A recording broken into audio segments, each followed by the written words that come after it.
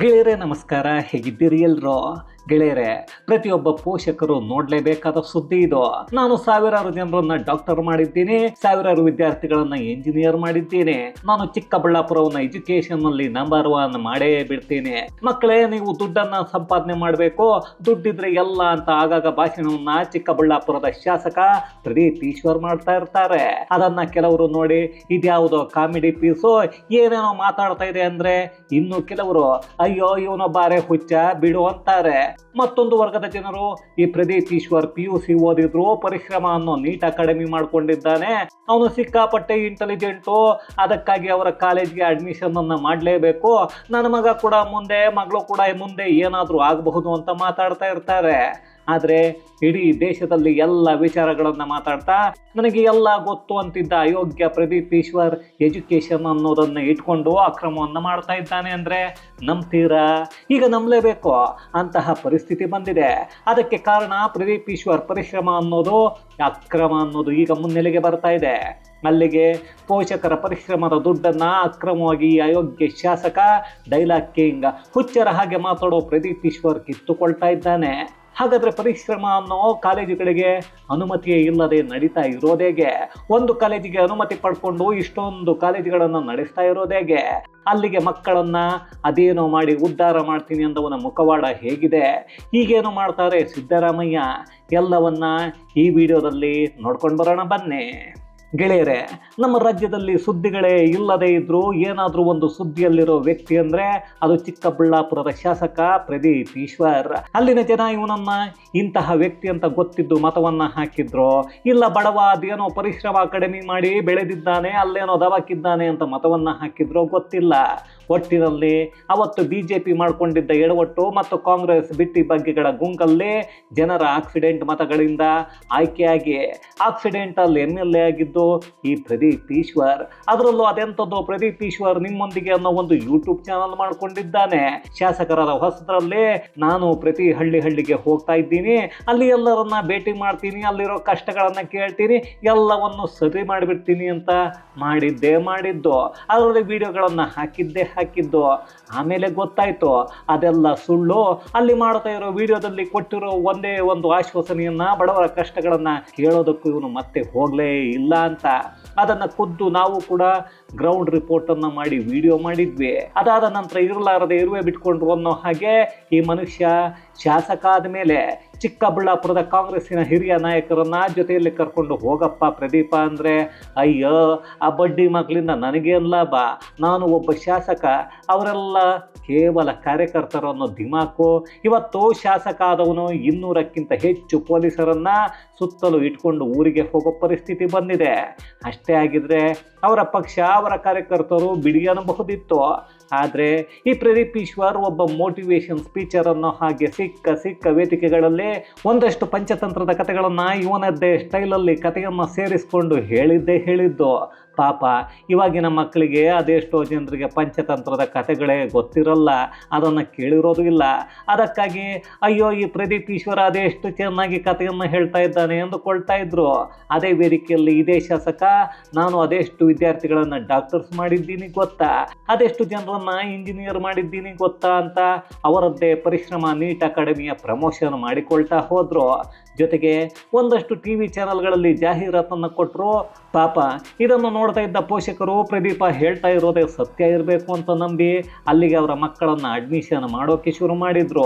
ಅಲ್ಲಿ ಓದಿರೋ ಅದೆಷ್ಟು % ಮಕ್ಕಳು ವೈದ್ಯರಾಗಿ ಸೇವೆ ಸಲ್ಲಿಸ್ತಾ ಇದ್ದಾರೆ ಅಥವಾ ಇಂಜಿನಿಯರ್ ಆಗಿ ದೇಶಕ್ಕೆ ಕೊಡುಗೆಯನ್ನು ಕೊಡ್ತಾ ಇದ್ದಾರೆ ಅನ್ನೋದು ನಮ್ಮ ಡ್ಯಾಡಿ ಆಣೆಗೂ ನನಗಂತೂ ಗೊತ್ತಿಲ್ಲ.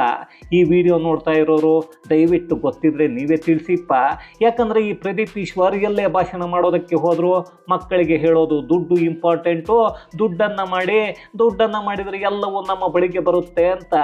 ದುಡ್ಡನ್ನೇ ಹುಡುಕಿ ಹೊರಟ್ರೆ ಮುಂದೆ ಏನಾಗುತ್ತೆ ಅನ್ನೋದನ್ನ ನಾನೇನು ಹೇಳಬೇಕಾಗಿಲ್ಲ, ಅದರ ಅನುಭವ ಆಗಿದ್ದವರಿಗೆ ಮಾತ್ರ ಗೊತ್ತಿರುತ್ತೆ. ಅಂತಹವರು ನಿಮ್ಮ ಸುತ್ತಲೂ ಇರ್ತಾರೆ, ಅವರನ್ನ ಕೇಳಿ ತಿಳ್ಕೊಳ್ಳಿ. ಇಲ್ಲಿ ದುಡ್ಡು ಅನ್ನೋದನ್ನ ಮನಸ್ಸಲ್ಲಿ ಇಟ್ಕೊಂಡು ಕೆಲಸ ಮಾಡಿದ್ರೆ ದುಡ್ಡು ಬರಲ್ಲ. ಅದೇ ಕೆಲಸವನ್ನ ಶ್ರದ್ಧೆಯಿಂದ ನಿಷ್ಠೆಯಿಂದ ಮಾಡಿದ್ದೆ ಆದ್ರೆ ಖಂಡಿತ ದುಡ್ಡು ನಮ್ಮನ್ನು ಹುಡುಕಿಕೊಂಡು ಬರುತ್ತೆ ಅನ್ನೋದು ಸತ್ಯ. ಇನ್ನು ಈ ಪ್ರದೀಪ್ ಈಶ್ವರ್ ಶಾಸಕರಾದಾಗ ಇದ್ದದ್ದು ಕೇವಲ 3 ಅಥವಾ 4 ನೀಟ್ ಅಕಾಡೆಮಿ ಮಾತ್ರ ಅನ್ಸುತ್ತೆ. ಅದೇ ಶಾಸಕ ಆದಮೇಲೆ ಸುಮಾರು 16 ಬ್ರಾಂಚ್ಗಳನ್ನು ಮಾಡಿಕೊಂಡಿದ್ದಾರೆ. ಅದರಲ್ಲಿ ಉತ್ತರಹಳ್ಳಿಯಿಂದ ಕೆಂಗೇರಿಗೆ ಹೋಗೋ ರಸ್ತೆಯಲ್ಲಿ ಬಹುತೇಕ ಬಿಲ್ಡಿಂಗ್ಗಳು ನಮಗೆ ನೋಡೋದಕ್ಕೆ ಕಾಣಿಸುತ್ತವೆ. ಹಾಗಂತ ಮಾಡಬಾರದ ಸರ್ ಅಂತ ಕೇಳಬೇಡಿ. ಆದ್ರೆ ಮಾಡ್ಕೊಂಡಿರೋ ಅದೆಷ್ಟು ಅಕಾಡೆಮಿ ಮತ್ತು PU ಕಾಲೇಜುಗಳಿಗೆ ಅನುಮತಿಯನ್ನ ಪಡ್ಕೊಂಡಿದ್ದಾರೆ ಅಂದ್ರೆ ಕೇವಲ ಉಲ್ಲಾಳ ಬಳಿ ಇರೋ ಮಲ್ಲತ್ತಹಳ್ಳಿಯ ಪರಿಶ್ರಮ ಅಕಾಡೆಮಿಗೆ ಮಾತ್ರ ಅನುಮತಿಯನ್ನ ಪಡ್ಕೊಂಡಿದ್ದಾರೆ. ಇನ್ನುಳಿದ ಎಲ್ಲವೂ ಅಕ್ರಮ. ಅಲ್ಲಿಗೆ ಪೋಷಕರ ಪರಿಶ್ರಮದ ಹಣ ಪ್ರದೀಪ್ ಈಶ್ವರ್ ಅವರ ಅಕ್ರಮ. ಪರಿಶ್ರಮ PU ಕಾಲೇಜು ಅಥವಾ ನೀಟ್ ಅಕಾಡೆಮಿಯ ಅಡ್ಮಿಷನ್ 30,000ನೋ ಇಲ್ಲ 40,000ನೋ ಅಲ್ಲ.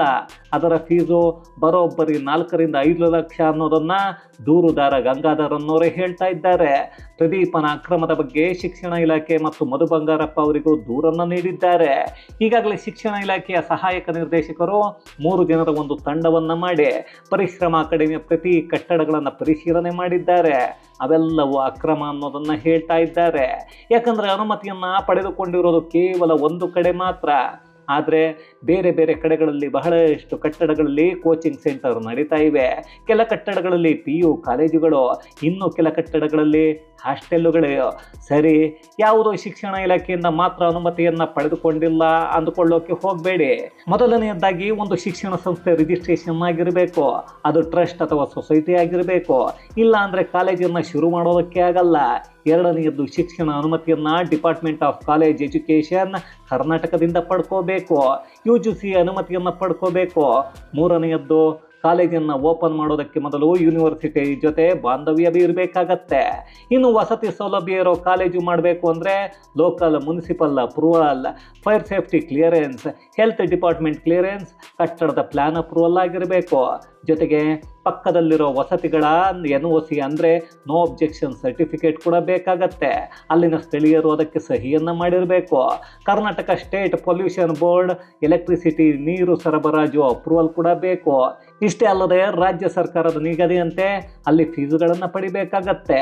ಆದರೆ ಶಾಸಕ ಪ್ರದೀಪ್ ಈಶ್ವರನ್ನು ಮಹಾನುಭವ, ಮಕ್ಕಳನ್ನು ಉದ್ಧಾರ ಮಾಡ್ತೀನಿ ಅಂತ ಡೈಲಾಗ್ ಹೇಳ್ಕೊಂಡೆ ಅಡ್ಡಾಡೋ ಅಯೋಗ್ಯ ಇವತ್ತು ಯಾವುದಕ್ಕೂ ಪರ್ಮಿಷನ್ ಅನ್ನು ಪಡ್ಕೊಂಡಿಲ್ಲ. ಯಾವುದೇ ಅಪ್ರೂವಲ್ ಇಲ್ಲ ಅನ್ನೋದು ಗೊತ್ತಾಗ್ತಾ ಇದೆ. ಆದರೂ ಇದ್ಯಾವುದು ಇಲ್ಲ ಅಂದಮೇಲೆ ಅಲ್ಲಿಗೆ ನೀರು ಸರಬರಾಜು ಹೇಗೆ ಆಗ್ತಾ ಇದೆ, ವಿದ್ಯುತ್ ಹೇಗೆ ಬಂತು ಅನ್ನೋದೇ ಗೊತ್ತಾಗ್ತಾ ಇಲ್ಲ. ಇದು ಸರ್ಕಾರದ ಗಮನಕ್ಕೆ ಬರಲಿಲ್ವಾ? ಇಲ್ಲ ಅಲ್ಲಿ ಹೋದವರಿಗೆ ಇದ್ಯಾವುದು ಕಾಣಿಸ್ಲೇ ಇಲ್ವಾ? ಈಗಾಗಲೇ ಉಪನಿರ್ದೇಶಕರು ಹೇಳ್ತಾ ಇರೋದು ಹಾಸ್ಟೆಲ್ಲುಗಳಿಗೆ ಬೇರೆ ಅನುಮತಿ ಪಡಿಬೇಕು, ಅದಕ್ಕೆ ಪಡ್ಕೊಂಡಿಲ್ಲ. ಅದಕ್ಕೆ ಕಟ್ಟಡಗಳೇ ಬೇರೆ ರೀತಿ ಇರಬೇಕು, ಅದು ಇಲ್ಲವೇ ಇಲ್ಲ. ಆ ಕಟ್ಟಡಗಳಲ್ಲಿ ಸೇಫ್ಟಿ ಅನ್ನೋದು ಇಲ್ಲ ಅನ್ನೋದನ್ನು ಹೇಳ್ತಾ ಇದ್ದಾರೆ. ಯಾಕಂದರೆ 4 ಮತ್ತು 5ನೇ ಮಹಡಿಯಲ್ಲಿ ಗ್ಲಾಸ್ ಪಕ್ಕದಲ್ಲೇ ಮಂಚಗಳನ್ನು ಹಾಕಿದ್ದಾರೆ. ಅಲ್ಲಿ ವಿದ್ಯಾರ್ಥಿಗಳು ಮಲಕಬೇಕಾಗತ್ತೆ. ಅಪ್ಪಿತಪ್ಪಿ ಆ ಕಟ್ಟಡದ ಗಾಜುಗಳು ಒಡೆದಿದ್ದೇ ಆದರೆ ಪಕ್ಕದಲ್ಲಿ ಮಲಗಿರೋ ವಿದ್ಯಾರ್ಥಿಗಳು ಕೆಳಕ್ಕೆ ಬಿದ್ದು ಪ್ರಾಣವನ್ನು ಕಳೆದುಕೊಳ್ತಾರೆ. ಈ ರೀತಿಯಾದಂತಹ ಪರಿಸ್ಥಿತಿ ಇದೆ. ಇನ್ನು ಕಾಲೇಜುಗಳಿಗೆ ಬೇರೆಯದ್ದೇ ರೀತಿಯ ಅನುಮತಿ ಪಡಿಬೇಕು. ಅದಕ್ಕೆ ಇಂತಿಷ್ಟು ಜಾಗದಲ್ಲಿ ಕಟ್ಟಡ ಇರಬೇಕು. ಒಂದು ಕ್ಲಾಸ್ ರೂಮು ಇದೇ ಅಳತೆಯಲ್ಲಿ ಇರಬೇಕು. ಅಲ್ಲಿ ಆಟದ ಮೈದಾನ ಇಷ್ಟು ಇರಲೇಬೇಕು ಅನ್ನೋ ಕಾನೂನು ಇದೆ. ಆದರೆ ಈ ಪ್ರದೀಪ್ ಈಶ್ವರನ ಯಾವುದೇ ಪರಿಶ್ರಮ ಕಟ್ಟಡದ ಬಳಿ 1 ಅಡಿ ಕೂಡ ಆಟದ ಮೈದಾನ ಇಲ್ಲ. ಜೊತೆಗೆ ಆತ ನಡೆಸ್ತಾ ಇರೋ ನೀಟ್ ಅಕಾಡೆಮಿ ಅದಕ್ಕೂ ಬೇರೆಯದ್ದೇ ಅನುಮತಿಯನ್ನು ಪಡೆದುಕೊಳ್ಬೇಕು. ಆದರೆ ಅದೆಷ್ಟರ ಮಟ್ಟಿಗೆ ಪಡ್ಕೊಂಡಿದ್ದಾರೆ ಅನ್ನೋದು ನಮಗಂತೂ ಗೊತ್ತಿಲ್ಲ. ಅಲ್ಲಿಗೆ ಈ ಮನುಷ್ಯ ಶಾಸಕ ಆದಮೇಲೆ ನಾನೊಬ್ಬ ಶಾಸಕ, ನಮ್ಮದೇ ಸರ್ಕಾರ ಇದೆ ಅಂತ ಇಲ್ಲದನ್ನು ಮಾಡಿದ್ದಾನ ಅನ್ನೋ ಅನುಮಾನಗಳು ಈಗ ಹುಟ್ಟಿಕೊಳ್ತಾ ಇವೆ. ಆದರೂ ಇದೆಲ್ಲ ಈತನಿಗೆ ಬೇಕಾಗಿತ್ತೆ. ಯೋಚನೆ ಮಾಡಿ. ಇನ್ನು ಈಗಾಗಲೇ ಇದನ್ನು ಮಧು ಬಂಗಾರಪ್ಪ ಅವರ ಗಮನಕ್ಕೆ ತರಲಾಗಿದೆ. ಯಾಕೆಂದರೆ ಅವರೇ ಅಲ್ವೇ ಎಜುಕೇಷನ್ ಮಿನಿಸ್ಟ್ರು. ಹಾಗೆ ಒಂದು ದೂರನ್ನು ಕೂಡ ಕೊಡಲಾಗಿದೆ. ಆದರೆ ಅವರು ಹೌದಾ ಹಿಂಗೆಲ್ಲ ಆಗಿದೆಯಾ, ನಾನು ನೋಡ್ತೀನಿ, ಪರಿಶೀಲನೆಯನ್ನು ಮಾಡ್ತೀನಿ ಅಂತಿದ್ದಾರೆ. ಇದು ಮುಂದೆ ಸಿದ್ದರಾಮಯ್ಯ ಅವರ ಗಮನಕ್ಕೂ ಬರುತ್ತೆ. ಆಗ ಸಿದ್ದರಾಮಯ್ಯ ಅವರು ಎಲ್ಲ ಶಿಕ್ಷಣ ಸಂಸ್ಥೆಗಳ ಮೇಲೆ ತೆಗೆದುಕೊಳ್ಳುವ ಕ್ರಮವನ್ನೇ ತೆಗೆದುಕೊಳ್ತಾರಾ ಅನ್ನೋದೇ ಇಲ್ಲಿ ಅನುಮಾನ. ಈಗಾಗಲೇ ಸುಮಾರು 16 ಕಟ್ಟಡಗಳಿರೋ ಪರಿಶ್ರಮವಿಲ್ಲದ ಪರಿಶ್ರಮ ಅನ್ನೋ ಕಾಲೇಜಲ್ಲಿ ಸಾವಿರಾರು ವಿದ್ಯಾರ್ಥಿಗಳು ಪ್ರವೇಶವನ್ನು ಪಡೆದಿರ್ತಾರೆ. ಮುಂದೆ ನ್ಯಾಯಾಲಯಕ್ಕೆ ಹೋಗ್ತಾರೆ. ಅಲ್ಲಿ ಯಾವುದೋ ವಕೀಲನಿಗೆ ಒಂದಷ್ಟು ಹಣವನ್ನು ಬಿಸಾಕಿದ್ರೆ ಅವನು ನ್ಯಾಯಾಲಯದಲ್ಲಿ ನಿಂತು ವಾದವನ್ನು ಮಾಡ್ತಾನೆ. ಅಯ್ಯೋ ಸ್ವಾಮಿ, ನನ್ನ ಕಕ್ಷಿದಾರ ತಪ್ಪನ್ನ ಮಾಡಬೇಕು ಅಂತ ಮಾಡಿಲ್ಲ. ನೋಡಿ ಅಲ್ಲಿರೋ ವಿದ್ಯಾರ್ಥಿಗಳ ನೋಂದಣಿ ಅನುಮತಿಯನ್ನ ಪಡೆದಿರೋ ಫ್ಯಾಟ್ಸ್ ಮತ್ತು ಅದೇ ಕಾಲೇಜಲ್ಲಿ ಆಗಿದೆ. ಕಾರಣಾಂತರಗಳಿಂದ ಬೇರೆ ಕಡೆಗಳಲ್ಲಿ ತರಗತಿಯನ್ನು ನಡೆಸಲಾಗ್ತಾ ಇದೆ. ಅದನ್ನು ಮುಚ್ಚಿ ಅಂತ ಹೇಳಿಬಿಟ್ರೆ ಪಾಪ ವಿದ್ಯಾರ್ಥಿಗಳ ಜೀವನ ಹಾಳಾಗಲ್ವಾ, ಭವಿಷ್ಯ ನಾಶ ಆಗಲ್ವಾ ಅನ್ನೋ ವಾದವನ್ನು ಮಂಡಿಸ್ತಾರೆ. ಅಲ್ಲಿಗೆ ನ್ಯಾಯಾಧೀಶರು ಆಯಿತು, ವಿದ್ಯಾರ್ಥಿಗಳ ಭವಿಷ್ಯದ ಬಗ್ಗೆ ಯೋಚನೆಯನ್ನು ಮಾಡಿ ಒಂದಷ್ಟು ದಂಡವನ್ನು ಕಟ್ಟಿಬಿಡಿ ಅನ್ನೋದನ್ನು ಹೇಳಿ, ಹಾಗೆಯೇ ಸರ್ಕಾರ ಎಲ್ಲ ಅನುಮತಿಯನ್ನು ಪರಿಶೀಲನೆ ಮಾಡಿ ಕೊಡಿ ಅನ್ನೋದನ್ನು ಹೇಳ್ತಾರೆ. ಅಲ್ಲಿಗೆ ಕತೆ ಮುಗಿದೇ ಹೋಯಿತು. ಯಾವ ಅನುಮತಿಯನ್ನು ಪಡೆಯೋಕೆ ಒದ್ದಾಡಬೇಕಿತ್ತೋ ಅದು ಇಲ್ಲ.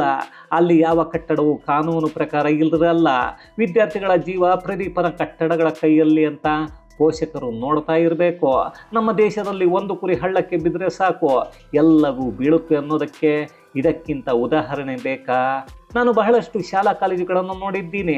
ಅಲ್ಲಿನ ಫೀಸುಗಳು ಒಬ್ಬ ಮಧ್ಯಮ ವರ್ಗದ ವಿದ್ಯಾರ್ಥಿ ಓದೋ ರೀತಿ ಇರುತ್ತೆ. ಅದೇ ಪ್ರದೀಪ ಅನ್ನೋ ಈ ಶಾಸಕ ಮೊದಲು ದುಡ್ಡನ್ನು ಮಾಡಿ ಅಂತ ವಿದ್ಯಾರ್ಥಿಗಳ ಮುಂದೆ ಹೇಳೋವಾಗಲೇ ಪೋಷಕರು ಯೋಚನೆ ಮಾಡಬೇಕಿತ್ತು. ಹೀಗೆಲ್ಲ ಹೇಳೋ ಇವನು ಕಾಲೇಜುಗಳನ್ನು ಮಾಡಿರೋದೇ ದುಡ್ಡನ್ನು ಮಾಡೋದಕ್ಕೆ ಅಂತ. ಅದನ್ನು ಪೋಷಕರು ಯೋಚನೆ ಮಾಡಲೇ ಇಲ್ಲ. ಯಾಕಂದರೆ ನಮ್ಮ ಪೋಷಕರಿಗೆ ಕಟ್ಟಡದ ಒಳಗೆ ಹೋದಾಗ ತಕ್ಷಣ ಕೂಲಾಗಿ ಎಸಿ ನೋಡೋಕ್ಕೆ ಕಣ್ಣಿಗೆ ತಂಪಾಗೋ ಹಾಗೆ ಕಟ್ಟಡ ಇದ್ದರೆ ಸಾಕು, ಬೇರೆ ಏನು ಬೇಕಾಗಿಲ್ಲ. ಅದೇನೇ ಆದರೂ ಒಬ್ಬ ಶಾಸಕ 3 ಕಟ್ಟಡ ಹೊಂದಿದ್ದವನು ಶಾಸಕ ಆದ ನಂತರ 16 ಕಟ್ಟಡ ಆಗಿವೆ ಅಂದರೆ ಅದರ ತನಿಖೆ ಮೊದಲು ಆಗಬೇಕು. ಆದರೆ ಅವುಗಳನ್ನು ಸಿದ್ದರಾಮಯ್ಯ ಮಾಡ್ತಾರಾ? ಅವುಗಳಿಗೆ ಅನುಮತಿಯನ್ನು ಪಡೆಯದೇ ಇರೋದಕ್ಕೆ ಎಲ್ಲವನ್ನ ಮುಚ್ಚಬೇಕು. ಆದರೆ ಸಿದ್ದರಾಮಯ್ಯ ಅದನ್ನು ಮಾಡ್ತಾರಾ ಅಂದರೆ ಖಂಡಿತ ಇಲ್ಲ.